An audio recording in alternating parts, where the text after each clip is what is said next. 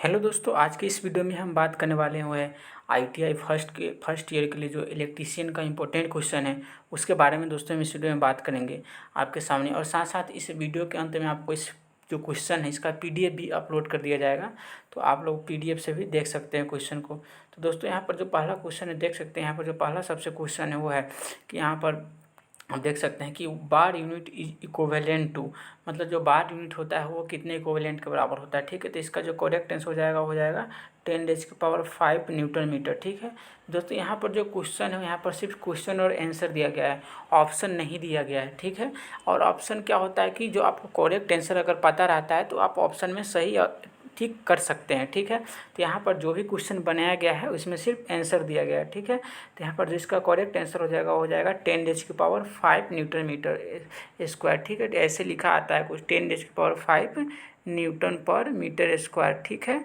ऐसे लिखा आता है। ठीक है, थोड़ा स्पेस कम होने के कारण मैं उतना डिटेल में नहीं समझा पाता हूँ, बट यहाँ पर आप ऑप्शन आंसर देखकर आप समझ सकते हैं। ठीक है, फिर नेक्स्ट क्वेश्चन पे हम चलते हैं। नेक्स्ट क्वेश्चन जो हमारा है वो है सेकंड क्वेश्चन है। जो हम सेकंड क्वेश्चन की बात करते हैं तो सेकंड क्वेश्चन है function of dielectric insulator in capacitor, मतलब कि डाइइलेक्ट्रिक इंसुलेटर में कैपेसिटर का क्या फंक्शन है। ठीक है, तो डाइइलेक्ट्रिक का मतलब दोस्तों सीधा सीधा समझ लेना है कि डाइइलेक्ट्रिक का मतलब होता है एक ना इंसुलेटर की तरह काम करने वाला। ठीक है, तो function of dielectric insulator in capacitor, मतलब क्वेश्चन पूछा है कि क्या फंक्शन है डाइइलेक्ट्रिक इंसुलेटर का इन कैपेसिटर में। तो यहाँ पर आंसर जो हो जाएगा इसका करेक्ट आंसर हो जाएगा increase the strength of capacitance. ठीक है दोस्तों कैपेसिटेंस और कैपेसिटर दोनों एक ही नाम है। ठीक है, आप कन्फ्यूज मत होइएगा। ठीक है, तो इसका जो सही आंसर हो जाएगा increase the strength of capacitance. ठीक है, फिर हम नेक्स्ट क्वेश्चन पे चलते हैं। नेक्स्ट क्वेश्चन है OSHA स्टैंड फॉर। दोस्तों ये बहुत बार क्वेश्चन पूछा गया है आपके पेपर में। ठीक है, तो आपको इसको ध्यान रखना है। OSHA का जो सही होता है, जो करेक्ट मीनिंग होता है उसका होता है ऑक्यूपेशनल सेफ्टी एंड हेल्थ। ठीक है, ऑक्यूपेशनल सेफ्टी एंड हेल्थ इसका जो करेक्ट आंसर होगा। ठीक है, तो आपको इसको ध्यान रखना है। ठीक है, OSHA स्टैंड फॉर कई बार पेपर में पूछा गया है, ITI के NCVT के कई बार पेपर में पूछा गया है इसका फुल फॉर्म। ठीक है दोस्तों, तो आपको इसको याद रखना है। ठीक है, फिर हम नेक्स्ट चलते हैं। ठीक है, फोर्थ नंबर क्वेश्चन पे how many tap are there in one tap set, मतलब कि कितने टेप होते हैं एक टेप सेट में। ठीक है, तो दोस्तों टोटल 3 होते हैं। ठीक है, ये भी बहुत अच्छा क्वेश्चन है। जितना भी आपको क्वेश्चन देखने को मिल रहा है ये सारा क्वेश्चन प्रीवियस ये क्वेश्चन आए हुए, मतलब पिछले साल के पेपर में क्वेश्चन, या फिर उसके पिछले साल के 2018 2019 2017 जो भी पेपर हुए हैं NCVT के, उसमें ये क्वेश्चन आए हुए हैं। तो दोस्तों यहाँ पर देख सकते हैं इसका जो आंसर हो जाएगा वो 3 हो जाएगा। ठीक है, फिर हम नेक्स्ट क्वेश्चन पे चलते हैं। नेक्स्ट क्वेश्चन है विच type of chisel use for making rectangle would shape. ठीक है, यहाँ पर देख सकते हैं, यहाँ पर आगे भी क्वेश्चन है रेक्टेंगल होल इन वुड। ठीक है, कि किस टाइप का चीजल यूज होता है रेक्टेंगल होल बनाने में वुड के अंदर। ठीक है, वुड के अंदर रेक्टेंगल होल बनाने में किस टाइप का चीजल यूज होता है।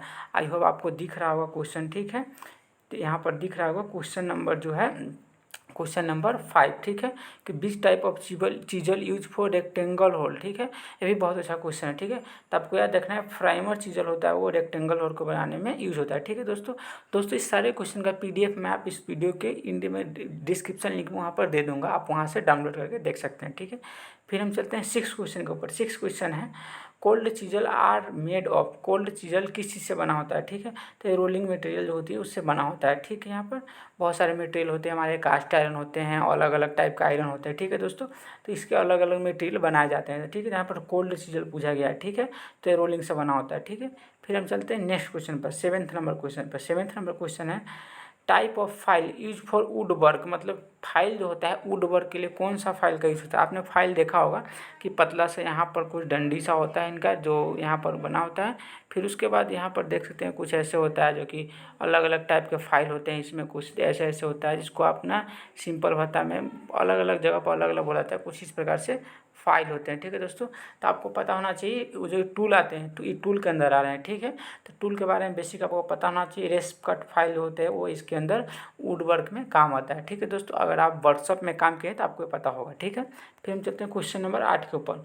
Cross section of chisel usually. ठीक है, तो हम ऑक्टागोनल में क्या करते हैं क्रॉस सेक्शन इस चीजल यूजुअली करते हैं। ठीक है, ऑक्टागोनल के अंदर। ठीक है, ये भी क्वेश्चन बहुत ज़्यादा पूछा गया है। ठीक है, कई बार पूछा गया है। ठीक है, तो आप इसको भी ध्यान रखिएगा, ये भी इंपॉर्टेंट क्वेश्चन है। ठीक है, फिर हम आगे चलते हैं क्वेश्चन नंबर 9 के ऊपर। हाँ, 1 वाट इक्वल टू, मतलब 1 वाट में क्या होता है, मतलब बहुत बार क्वेश्चन अलग अलग पूछा जाता है, बट मैं ऑप्शन तो यहाँ पर एक ही लिखा है, तो आप ज़्यादातर जो पूछा जाता है उसको मैंने लिखा है।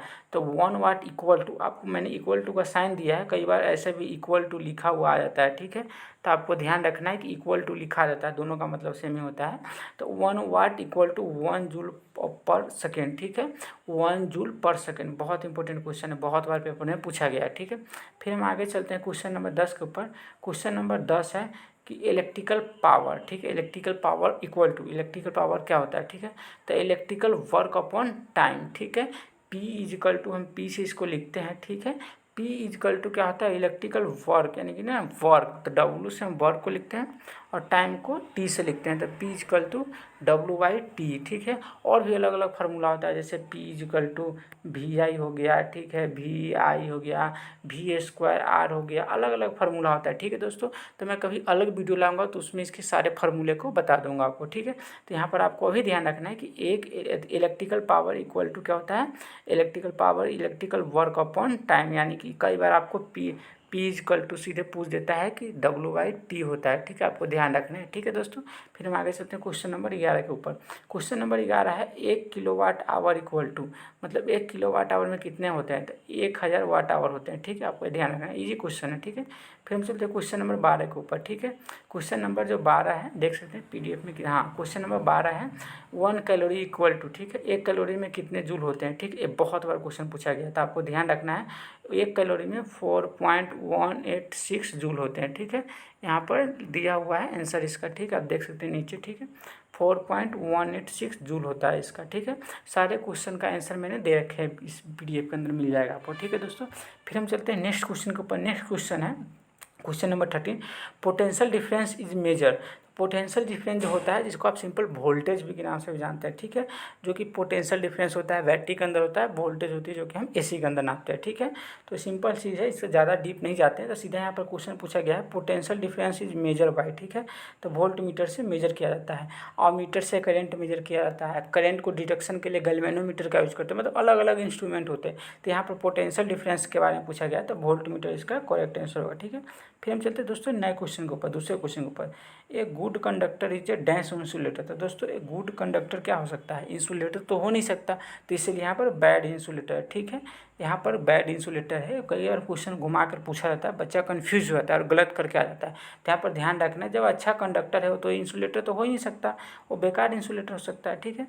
फिर हम आगे चलते हैं क्वेश्चन नंबर जो 15 है और शायद लास्ट क्वेश्चन होगा मेरे हिसाब से, यूनिट ऑफ इलेक्ट्रिकल चार्ज, ठीक है, ये भी बहुत अच्छा क्वेश्चन है, ठीक है।